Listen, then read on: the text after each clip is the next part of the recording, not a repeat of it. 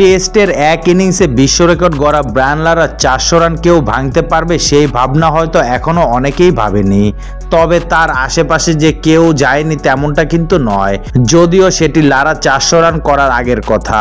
Test অধিনায়ক হিসেবে অভিষেক ম্যাচেই সে রেকর্ড ভাঙার বড় সুযোগ এসেছিল দক্ষিণ আফ্রিকার অলরাউন্ডার ইয়ান মুল্ডারের সামনে, কিন্তু তিনি সেই চেষ্টাই করলেন না, যা এখন ক্রিকেট বিশ্বের অন্যতম আলোচিত বিষয়। মুল্ডার যখন অধিনায়ক হিসেবে নিজেই ইনিংস ঘোষণা করলেন তখন ম্যাচের বয়স মাত্র 4 সেশন আর তার রান 367। লারাকে ছোঁয়ার বাকি কেবল 33 রান। এমন সময় কেউ ইনিংস ঘোষণা করবে এটা ছিল সম্পূর্ণ অপ্রত্যাশিত। বরং বিশ্বজুড়ে ক্রিকেট ভক্তরা অপেক্ষায় ছিলেন নতুন রেকর্ড দেখার।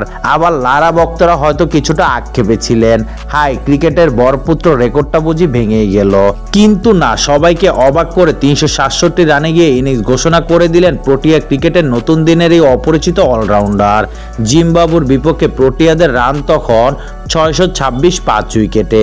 দ্বিতীয় দিনের খেলা শেষ হওয়ার পর প্রোটিয়া কিংবদন্তি শন পলকের কণ্ঠে এলো ক্রিকেট ভক্তদের মনের প্রশ্নটা, কেন লারার ঐতিহাসিক সেই রেকর্ড ভাঙার চেষ্টা করলেন না মুল্ডার? তিনি জবাবটা দিলেন এভাবে, আচ্ছা প্রথম কথা যদি বলি, আমার মনে হয়েছিল আমরা যথেষ্ট রান পেয়েছি, এখন আমাদের বল করা দরকার। দ্বিতীয়, ব্রায়ান লারা একজন কিংবদন্তি, এটাই বাস্তবতা।